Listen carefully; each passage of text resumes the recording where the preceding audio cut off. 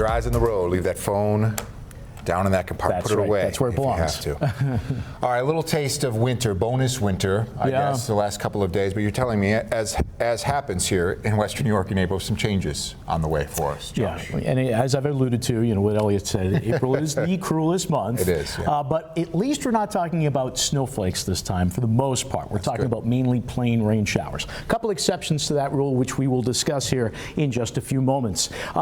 Still a chill here this morning. Many parts of the area were down to the teens, Buffalo down to 24, but that April sun angle just works wonders for us, and that's why we had a top temp of 40 degrees today. That's a strong recovery off of our morning lows, and there were some of those lows that I mentioned down to 18 in Olean, 17 Jamestown, 17 in Wellsville. If you're stepping out this evening, you're good to go. Even though it's going to be clouding up, it will stay dry. So you want to get a bite to eat, take the pup for a walk, no issues whatsoever. Now tomorrow, we exchange the sunglasses for the umbrellas. We'll be dodging drops, especially into the afternoon, and it will stay unsettled right at least into the beginning of the weekend. So you want to keep that in mind, especially if maybe you're heading to a Passover Seder on Saturday. For your Thursday, scattered showers will develop probably by midday, and they'll continue most of the afternoon. We'll have that raw easterly breeze. Temperatures will be into the upper 30s and low 40s for Buffalo, but it will be a little bit colder here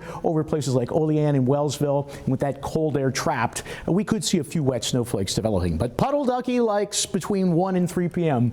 as the time frame to watch for most of those rain showers developing. Note that the rain chances will decrease later into the night. Why is this happening? It's all courtesy of an area of low pressure here that's developing along the coast. I like to call it the lollygagging low, or the low that just won't go. And it will be sitting and spitting, very typical of a spring kind of weather pattern. And then as it pulls away on Sunday, we will start to dry out, but then the next weather maker makes its approach, and it promises to bring some scattered showers heading into later Monday.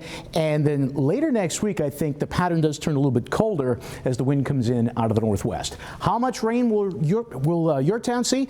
Probably something on the order of 1/4 of an inch by the time we get into Friday morning. Lancaster, maybe about 2200s. 40 degrees is the temperature right now. Clouds are on the increase, and you can see that here with the view from space too.